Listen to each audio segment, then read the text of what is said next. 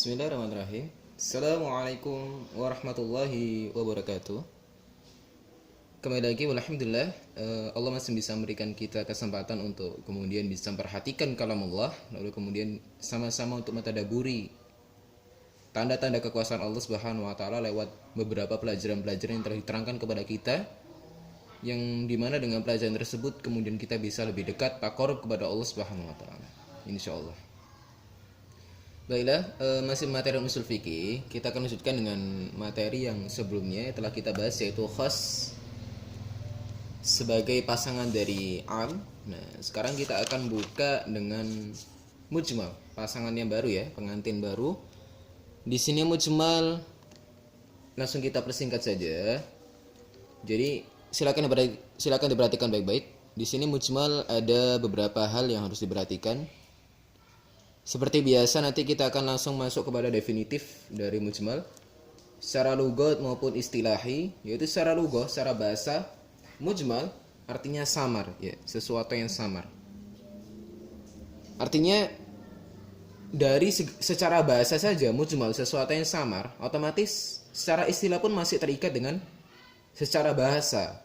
Yaitu apa? Secara istilah apa-apa yang membutuhkan pada bayan. Nah, artinya kan dia masih samar.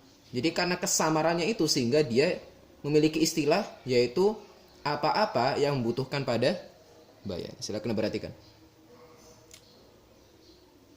Jadi di sini terang ya, apa-apa yang membutuhkan pada bayan. Ini merupakan istilah dari mujmal. Lalu kemudian untuk bab mujmal dia dibagi menjadi dua. Mujmal dibagi menjadi dua. Yang pertama pada kata, ya. Yang pertama pada kata. Yang kedua itu pada kalimat. Yang pertama pada kata, yang kedua pada kalimat. Saya ulangi sekali lagi. Mujmal secara bahasa yaitu samar. Nah, ini masih kesinambungan antara secara istilah dan secara bahasa, sehingga istilah masih terikat dengan secara bahasa, yaitu apa-apa yang membutuhkan pada bayan. Karena dia samar sifatnya. Lalu kemudian mujmal dia dibagi menjadi dua. Yang pertama pada kata, yaitu isim, fi'il, dan huruf, yang biasa maklum orang sudah kenal bagaimana kata dalam susunan bahasa Arab. Dia memiliki pembagian lagi, yaitu isim, fi'il, dan huruf. Lalu kemudian yang kedua itu pada kalimat. Baik.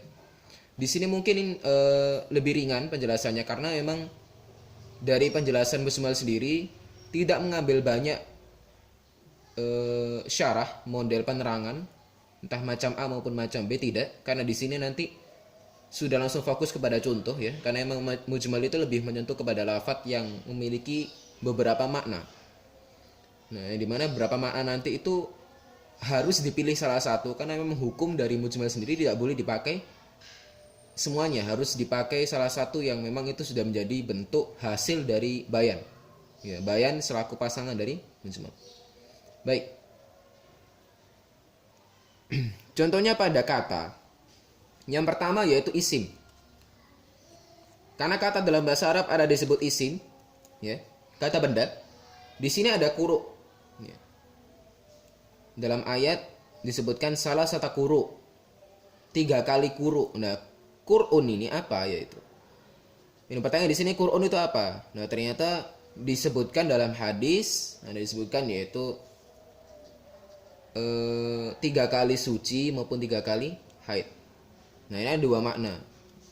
Bagaimana cara pengambilannya? Maka sebagaimana yang dalam hadis disebutkan, lebih cocoknya yang mana, lalu kemudian lebih berat yang mana, maka otomatis hujah nanti akan dipakai sebagai penjelas bagi lafadz yang mujmal dari qur'un, ya. Lafadz mujmalnya qur'un karena dia memiliki berbagai macam makna, masih belum jelas, masih samar-samar. Kemudian kita dapati nanti hasil dari bayan itu sendiri selaku pasangan dari mujmal. Nah, antara tuhur sama haid dipilih salah satu. Dan kemudian dalam urusan fiil ada disebut as-as, ya, as-as. Dalam ayat ada. Nah, ini memiliki arti dia, bisa juga dengan aqbala atau adbara. Aqbala menghadap, ya, di depan bisa. Kemudian adbara diartikan bisa di belakang maupun membelakangi. Dari dua arti ini menunjukkan bahasanya as-as sebagai lafadz yang mujmal, samar, masih belum terang mana yang semestinya harus diambil. Nah, dari itu nanti akan dibutuhkan pasangan dari mujmal yaitu bayan. Dipilih salah satu.